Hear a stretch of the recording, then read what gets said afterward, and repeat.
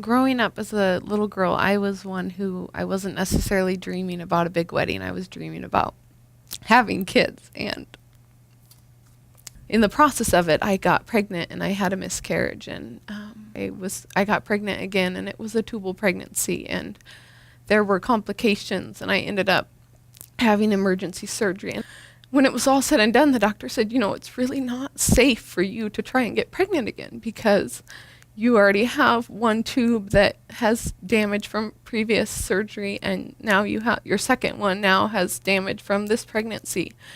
I knew there was no connection difference between having an adopted child or one biologically because I had two and I couldn't be more attached to them.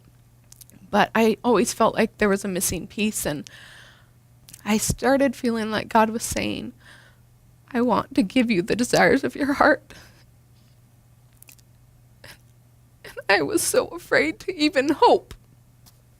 He said, do you trust me? And I said, I don't want to lose my life. It's not worth that when I have two other kids to even go there. And I said, if you give me a word, I will trust you. And so I really felt like he began speaking words that he was going to do a miracle. I really felt like he was saying, I'm going to give you this desire. Not because you deserve it, not because anything you've done, but because you're my child. And I am so in love with you, and I just want to bless you with this for no other reason, not because of anything you've done or who you are. So on March 22nd of 2011, writer James MacDonald was born.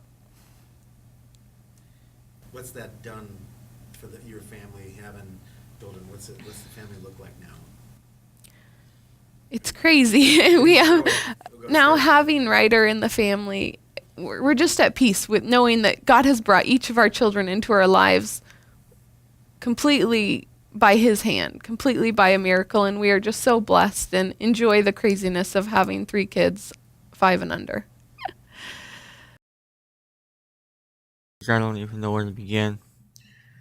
Okay, that's fine. We've been in hell since day one. Running drugs, getting high, in and out of jail. Basically everything you can do wrong, doing wrong.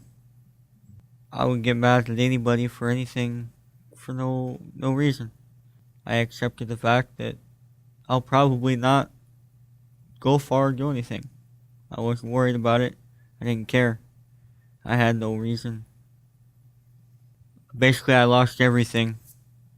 My family's telling me, okay, well, how about you try church? You can go to church with us. And I remember telling them, if I walk into church, I'm going to be set on fire for all the bad things that I've done.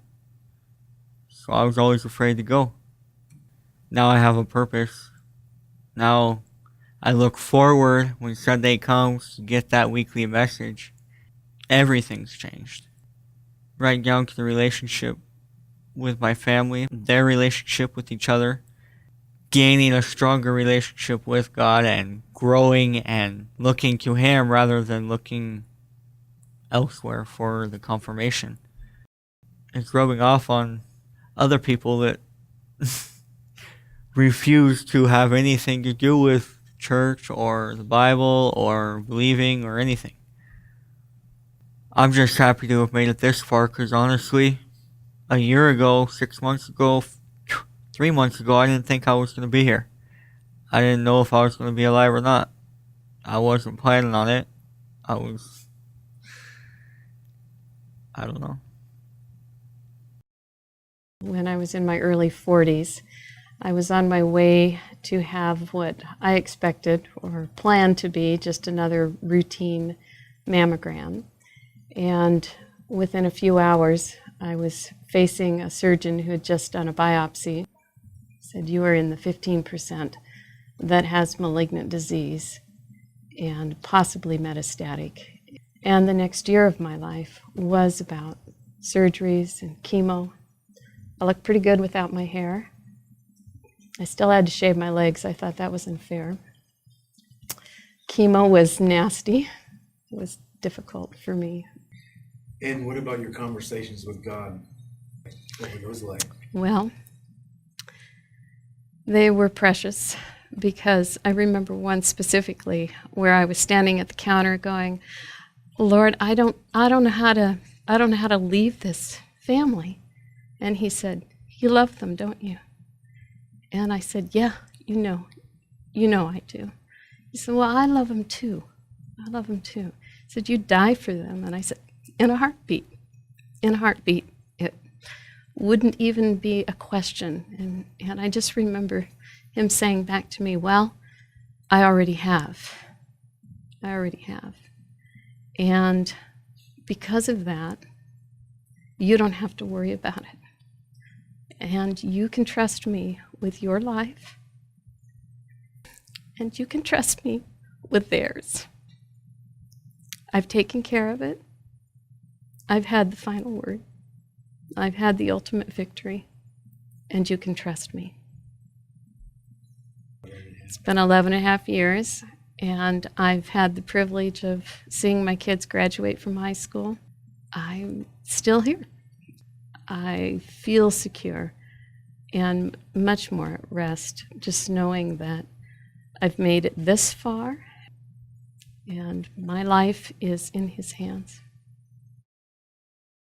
I was 10 years old when my mom passed of leukemia, and it threw me into a 20-year depression. All I can remember is partying. All I did was drink, womanize, live that life, because that's all I knew then, and that's all I knew to do to keep her off my mind. And then I felt like a boulder fell on me. I was hitting rock bottom. I was losing my landscape business. I just locked myself up in my house drinking. My relationship with my son was completely destroyed. I got diagnosed with diabetes. I gained I was 350 pounds.